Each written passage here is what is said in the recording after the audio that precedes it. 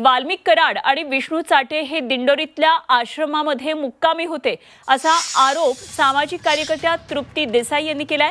15 आणि 16 डिसेंबरला हे दोघे आश्रमामध्ये मुक्कामी असल्याचा दावा त्यांनी केलाय। दरम्यान या आरोपांना दिंडोरी आश्रमाचे प्रवक्ते आबासाहेब मोरे यांनी हे आरोप खोडून काढलेत आणि नेमकं तृप्ती देसाई काय म्हणालेल्या होत्या त्यावर आबासाहेब मोरेंनी काय प्रत्युत्तर दिलं तेही पाहूया। तर कराड आणि विष्णू चाटे हे दिंडोरीतल्या आश्रमामध्ये राहिले होते, त्यांनी तिथे आश्रय घेतलेला होता अशा प्रकारचा आरोप केलेला आहे सामाजिक कार्यकर्त्या तृप्ती देसाई यांनी। आणि त्यामुळे आता यावरून बरंच राजकारण तापायला लागले। आरोपाचं 100% खंडन करतो असं आश्रमाच्या चालकांनी सांगितलेले।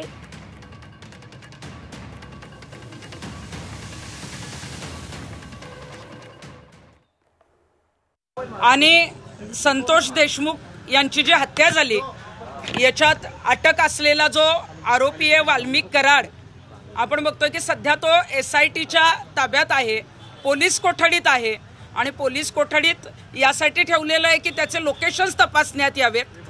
खरं तर जेव्हा ही हत्या झाली तेव्हा महाराष्ट्रभर लोक रस्त्यावर उतरले होते, आक्रोश होता, पोलीस त्याला शोधत होते आणि आम्हाला खात्रीला एक माहिती अशी कळालेली आहे की नाशिक जिल्ह्यातील दिंडोरी येथे जो आश्रम आहे तिथे 15 डिसेंबर आणि 16 डिसेंबरला वाल्मिक कराड आणि विष्णू चाटे हे मुक्कामाला होते आणि 17 तारखेला ते जे आहेत ते त्या आश्रमातून निघालेले आहेत। खरं तर नाशिक जिल्हा हा बीड नगर याच्या जवळ आहे, महाराष्ट्रात आहे। एवढा गोंधळ सुरू होता तरी सुद्धा पोलिसांना हे आरोपी कसे सापडले नाहीत? आरोप करणं हे तसं याला आम्ही या आरोपांचं 100% आम्ही खंडन करतो। असा कुठलाही प्रकार इथं घडत नाही।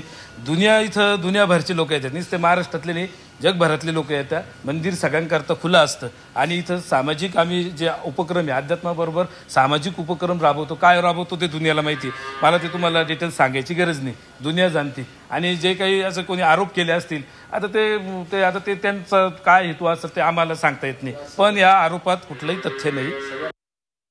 तेव्हा आबासाहेब मोरे यांनी हे सर्व आरोपांचं खंडन केलेलं आहे आणि या संदर्भात सविस्तर चर्चा करूया। आमचे नाशिकमधले प्रतिनिधी योगेश खरे सध्या आपल्याबरोबर जोडले गेलेत।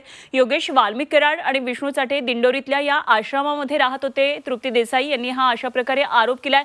अर्थातच आबासाहेब मोरेंनी खंडन केले, मात्र काय याच्या मागे नेमकं काय सत्य आहे, कशा पद्धतीने सत्य उघड होऊ शकेल, काय यावर सविस्तर तपशील आहेत?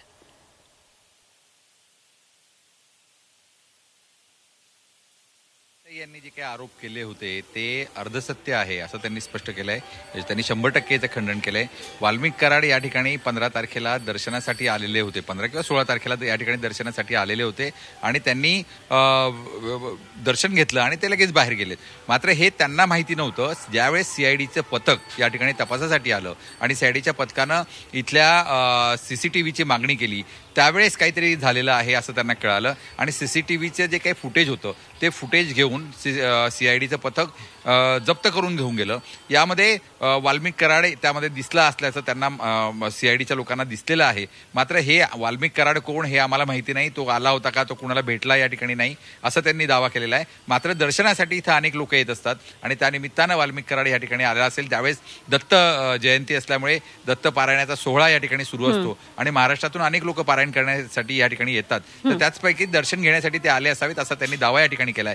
आणि एकूणच जे काही आरोप देसाई यांनी केलेले आहेत ते पूर्णपणे त्यांनी खोडून काढलेले आहेत। यामध्ये मुक्कामाला ते इथे राहिले नाहीत, मुक्कामाची कुठलीही सोय दिंडोरीमध्ये आश्रमामध्ये नाही असंही त्यांनी या ठिकाणी स्पष्ट केल्यामुळे एकूणच नेमकं घडलं काय आता हे CIDचे अधिकारी स्पष्ट करू शकतील। निश्चितच धन्यवाद योगेश, दिलेल्या या सगळ्या सविस्तर तपशिलांसाठी। योगेश खरे आमचे प्रतिनिधी नाशिकमधून आपल्याबरोबर होते।